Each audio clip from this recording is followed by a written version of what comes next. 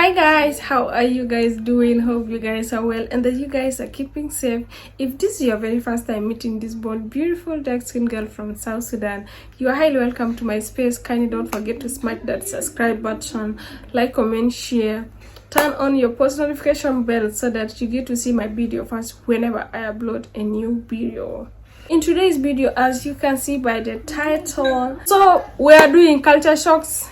Obviously, I am a South Sudanese, and there are a lot of things. Since this is East Africa, we have a lot of things in common with Kenya, but trust me, I still get shocked. Like when I reached Kenya, I was still shocked, like, wait, what's that?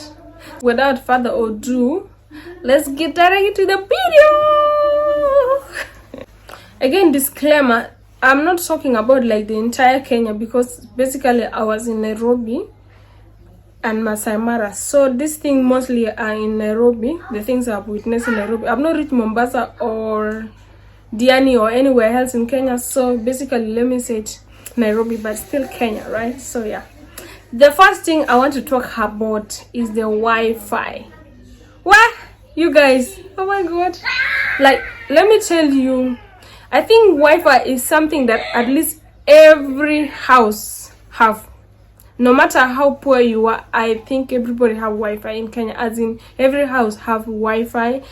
And I don't even want to talk how fast it is. Like, it's super fast. Somebody like me who is a YouTuber, I always like upload videos. You guys, videos that I can take forever in South Sudan here, when I try to upload, in fact, if I'm not ready like for it to go up, if assuming that it is premiere, I have to set it now and now. If not, it will just go boom.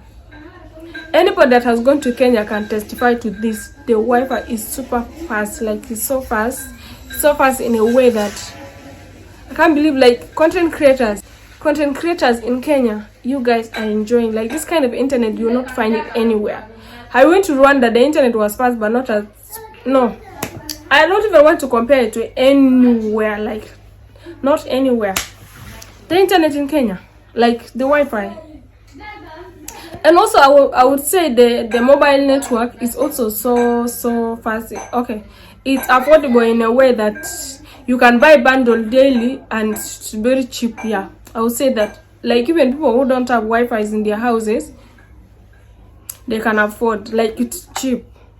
Even calls are not that very expensive. If you have been to Kenya, correct me, but my own observation, it was not that expensive, because I can like use like 20 bob to buy bundles of like 1 GB for 1 hour.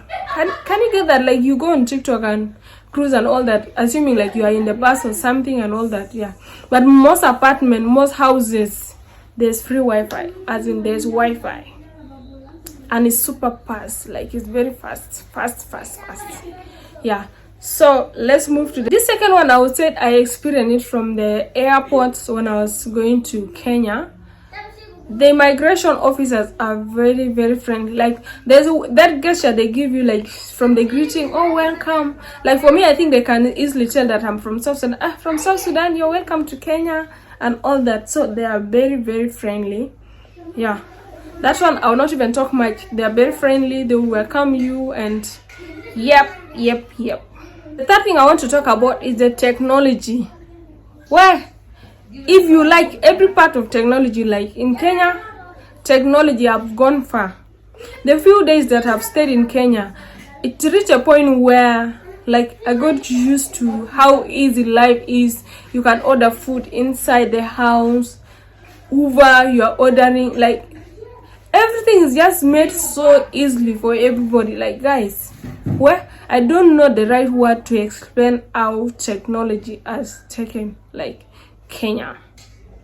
Technology, they have gone far, like far. Like, I've not moved the entire Africa here, but trust me, with the few that I've seen or one through, Kenya has gone by far compared to my country. Let me say now, I'm comparing to South Sudan, even compared to Uganda, because I've been to Uganda before. In fact, Uganda is my second home, but technology, Kenya is here. And maybe Uganda is here and South Sudan is on ground. When Kenya is here, Uganda is here, and South Sudan is not visible, yeah? I know South Sudanese are going to come for me, but we have to be honest. The number 4 I want to talk about is the weather. Where? You guys, oh my god, I know I told you guys about the coldness in Addis Ababa, the coldness in Rwanda. Leave that one. Leave that one. Let me tell you guys, like, the time I arrived in Nairobi, you know, I was to be picked up by someone that I was connected by a friend. But then I decided to change plan. I wanted to surprise my Kenyan friend. I'm sure you guys have seen that from the blog when I was going. Coldness wanted to kill me at the airport. As in, I was shaking, I was shivering. Where are you guys? It's very cold. I think actually from June, July and August. So I went at the wrong time. Like I went to Kenya during the cold times. So it was freezing, like fucking cold. Where are you guys? If you are going to Kenya around this time, make sure you carry pullovers. Like everybody moves to the pullover. You cannot even like wear something short in a way that you die of coldness. The 5th thing that shook me, or rather not really shocked me, but I think it's just movement. You get like okay. So Kenyan love Swahili so much, like they love their language. Swahili, let me tell you, like when they see you like this, everything is mambo, okuwapi, all those things. And actually I have people around me, or colleagues rather, I'm sorry to put it that way, but they love Swahili so much that if they get you seated with someone who speaks Swahili, do you know, like when you are seated here and the person who speaks Swahili is here and the other person comes from the direction, they will skip you here and first greet this person who speaks Swahili, and literally they will forget you are here and they will just be speaking in Swahili. So I'm like, why do people from Kenya are always like that? I just went and confirmed it is Kenyan. Like if I'm to stay in Kenya, I'm sure I will learn Swahili very fast. Kenyan love Swahili so much that they will first start talking to you in Swahili until when you tell them you don't speak Swahili, then they'll speak English now. Yeah. So people who speak Swahili now, I understand why you for wananini wanasema wanawe always. I understand now. Now I know why. I know why you guys are always like that. But you guys are overdoing it. But what I've seen, Kenyan, even Uber, you know, like when you order an Uber, when they arrive, they will call you, wapi? Where? There's no way that they will speak to you in English. I don't know, maybe with someone who is a white person, maybe they will know obviously that person does not speak Swahili, but as long as you're black like this, na Swahili, they go fire you with, like, literally. The point number 6 that shook me, or rather not really shocked, but it's something that I loved about Kenya, it's dressing. You see how in South Sudan, when you wear something, there are certain things that you cannot wear in this country. In fact, you buy it and keep it in your wardrobe until when you travel, you start wearing this one. Like, you can wear something short with no problem. You wear long, anyhow. Like, nobody look at you in way of like you're weird or something. Even if the rest are dressing different, like me, for my case, I wear a short, super short, yeah, okay, not really super, like where you can see somebody bums. You guys have even seen that from the photo, or maybe I'm going to attach here. So that day when I was wearing, like from Masai Mara, when I was coming in Narok, I was moving in the market. People were not looking at me with bad eyes, but rather they were looking at me with admiration, like they like what they see, you get. But if it is this country, even some situation, do you know that they can harass you, like they can insult you, or even like sometimes in the state they can even beat you for wearing a trouser, leave alone even a short. So dressing in Kenya, like you dress anyhow, anyhow, nobody cares, like nobody give a shit. I think these people are modernized in a way that, like, it's more Western than Africa. Yes, that's what Kenya is. So that's what I was saying about their dressing, and they're so diverse in culture that they have different dressing, even I think different tribes here, even in South Sudan here. Yeah. So it's not a shock, but at least it is a plus. If you're in Kenya, you can wear anyhow, as long as it's not cold. Nobody cares, like nobody give a shit. I want to talk about cost of entertainment or cost of tourism. Okay, like there are places within Nairobi when you go to, it's very cheap in a way that, like, you cannot even reach like $10, right? It is cheap. But also there are places, if you go to Omo, the kind price they will charge you. And I think to some extent, some people tend to take advantage, and where this is where the second point is, like, there's proud somehow that if you are not careful, they will scam you, like they will con you in Kenya, let me tell you. And that's what every Kenyan will tell you, like, be careful. Be careful, like, be careful with your phone, be careful, like, with your belonging, even in the matatu or in a taxi. Trust me, they will take it, leave alone when you're walking on the road. Yeah. So the cost of living, I think it's expensive. Especially like going as a tourist, of course you have already set your mind, you have gone with money and you're ready. But when people are living there, I think it's expensive, just like this country, right? So is that even a shock? You guys help me. Is that a shock? Is that a shock? I don't know. Is that a shock, really? So the next point that I want to talk about is how devolved the country is. Where? Hey, you guys, I don't know why nobody talks about it, but I think these days in the internet people are talking about it. Like, Nairobi is so developed in a way that, like, this is not Africa. I wish people who like talking bad about Africa sees this. Nairobi is so developed. Like, look at the buildings. Have you seen the expressway? Hey, that one is like you are in Europe. Have you seen people who are in Europe shooting videos? Those kind of roads. Almost just Nairobi. It is so developed. And again, the place is very green. It's greenery. I think it should be called Green City. That's it. Nairobi is so green. It's so beautiful. And the development I'm talking about, like, it have tall buildings. Like, even where people stay, like apartments, tall ones. Do you know that even you are using a lift in an apartment? Using a lift to go to the next floor. As in, this thing of using stairs is not there. Come, you get tired. No. Hold the apartment that I was staying. So far I stayed in 3 apartments. Lift.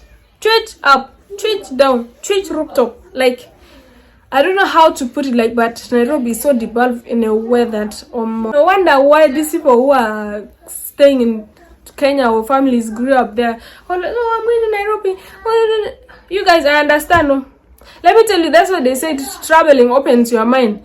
Somehow it look like they are bragging, but trust me, there's something to talk about. Like, they are right. They have every right to talk about Nairobi, about Kenya and all that. Yeah. Nairobi is so beautiful. It's so developed. Whoa. Where? This one is a little bit negative. This is something that I did not expect. The protest thing or demonstration thing. You guys, this demonstration, I know it's not really that very common, in a way that people really don't talk about it, but it is bad. It is bad. Like, the distraction is not a peaceful one where people just go and say, oh, we don't want this. I know the things are going high. Even when you're trying to transfer money, the taxes are bad. Like, the taxes are crazy, right? They have every right, because not everybody is working. Like, not everybody can afford all those things. They have every right to complain and let the government do something. But the distraction that comes with it, even people lose their lives, by the way. Like, people are dying. If I get any clip, I'm going to show you how it looks like. Distraction. I got shocked. I'm like, what? And the good thing, they have specific days in a way that they put it loud and clear. Wednesday and Friday, or Wednesday, Thursday and Friday. Those days people have to stay indoors. Like, even if you're talking to a Kenyan friend, they will tell you, please, today be safe. Even my landlady or caretaker rather used to tell me, today you have to stay indoors, don't go anywhere for your own safety, because it is bad. That protest, guys, I don't know. I wish Kenyan can do something better about it. At least it should be peacefully possible. I don't know if the government should do something faster than, so that this civilian can stop all this, or whatever that can be done. At least that distraction is not good. That country is developed. I know the roads are good and all that. So destroying it in a short time because of something that is temporary, it can be solved anytime, is not what is going to help us as Africa. That's why we have issues. That's why we are not developing, because we always, like, we are big in distraction. Like, Africa with distraction, they are just like 5 and 6. Yes, so That protest shook me, and the distraction that comes with it is what actually shook me. The demonstration part of it is not what shocked me, because they have every right to say what they want, so to at least to protest and tell the government what to do. But the distraction that comes with it is what shook me. Like, I don't know, it has been how many years Kenya I've not seen war or anything like that. So yeah, that thing shook me. So the next one is is it right-handed driving? I don't know how to put it. Like, this is something that confused me anytime I order an Uber or I'm going to the taxi. Guy, I always go where the driver sits. Like, I don't know. Somebody help me. Because there's no way. Like, they are doing opposite of what is happening in South Sudan. Like, I don't know how to put it. Is it the right handing? Yeah, I think they drive right. And for us, South Sudan, it's left. Somebody correct me, because I really had hard time in Kenya with that kind of, like, I don't even know. I feel like these cars that are coming the direction, they are going in the wrong direction. Like, they are not supposed to come from that side. They're supposed to be here. Us from this side, we are going like this, and then they're supposed to come here. But no, them they are coming this side, and we are going. I'm like, that's one shock that really shook me. Every time I am going to a taxi, I always go to the wrong direction. Like, I'll just go and notice that this is the driver's seat. This is not where I'm supposed to be. I'm like, serious. The next thing I'm going to talk about is the mean of transportation. Let me start from the taxis, right? The Ubers. There's this company called Bolt or Bolt, whatever they call it. You guys, this company, they have small cars, like it can take like 4 or 3 people.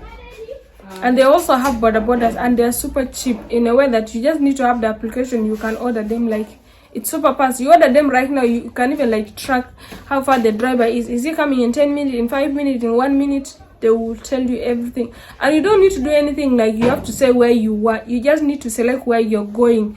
The Google map or the location is already like automatic. They will come up to your gate and they will call you. So easy, like, to order them. You just need to have the hub, and that's it. Then now the other mean of transportation is the like there's public transport. There's matatus, right?